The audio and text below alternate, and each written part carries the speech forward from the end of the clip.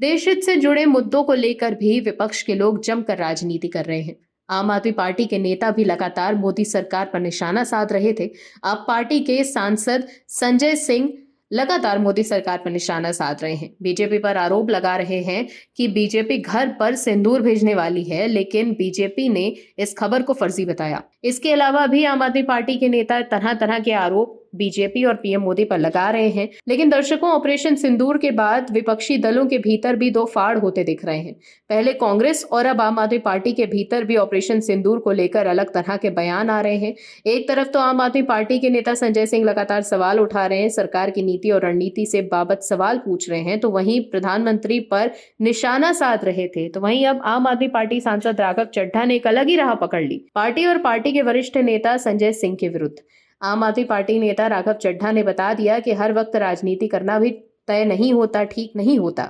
सेना के शौर्य और पराक्रम की सराहना करने का समय है, न कि विवाद करने का ये कोई समय है। क्या है पूरी खबर बताते हैं आपको इस रिपोर्ट में।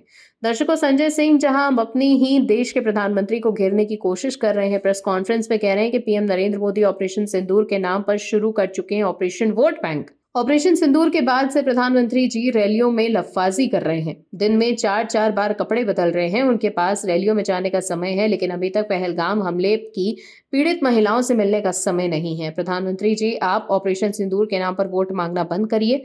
लेकिन आम आदमी पार्टी के सांसद राघव चड्ढा ने भारत द्वारा की गई ऑपरेशन सिंदूर कार्रवाई का जवाबी कार्रवाई को सोचा समझा और बिना उकसाने वाला कदम बताया। राघव चड्ढा ने कहा कि पहलगाम हमले के बाद भारत ने संयमित और सटीक जवाब दिया। आपको बता दें, सांसद राघव चड्ढा का ये बयान लंदन में आयोजित आइडियाज फॉर इंडिया कॉन्फ्रेंस 2025 के दौरान आया है, जहां उन्होंने वहां उपस्थित भारतीयों को संबोधित किया।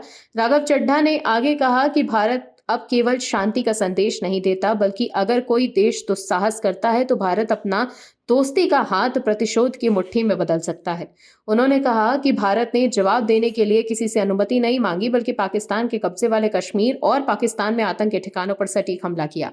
राघव चड्ढा ने यह भी कहा कि भारत ने आम नागरिकों या सैन्य ठिकानों को नहीं, बल्कि आतंक के अड्डों को निशाना बनाया। इसके साथ ही आम आदमी पार्टी नेता राघव चड्ढा ने पाकिस्तान को आतंक का समर्थक बताया।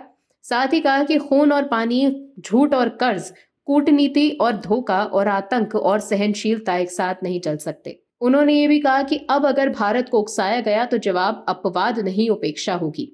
आप पार्टी के सांसद राघव चड्ढा ने भारत के ऑपरेशन सिंदूर को सीमा पार आतंकवाद के खिलाफ एक मिसाल बताया। उन्होंने इसे सटीक रणनीति और नैतिकता का शानदार उदाहरण बताया। दर्शकों, आम आदमी पार्टी के नेताओं को राघव चड्ढा से कुछ सीखने की जरूरत है कि किस तरह से पीएम मोदी की लीडरशिप में भारत ने जोरदार कार्रवाई की है। इस वक्त देश को एकजुट रहने की जरूरत है। इस वक्त पूरी दुनिया में ये संदेश जाना चाहिए कि भारत एकजुट है, लेकिन इस वक्त भी संजय सिंह पीएम मोदी पर निशाना साधने में लगे हुए हैं। लेकिन संजय सिंह को ये समझना चाहिए कि ये वक्त राजनीति करने का नहीं है। राजनीति तो होती रहेगी, चुनाव के वक्त जमकर राजनीति कर लीजिएगा, कोई कुछ नहीं बोलेगा। लेकिन अभी तो अपने देश के प्रधानमंत्री के साथ खड़े रहिए और दुनिया को बताइए कि भारत ने क्या कार्रवाई की है, जैसे राघव चड्ढा ने बताई है। Bureau report, OMH news. आप दर्शकों से विनम्र निवेदन है कि चैनल को सब्सक्राइब जरूर करें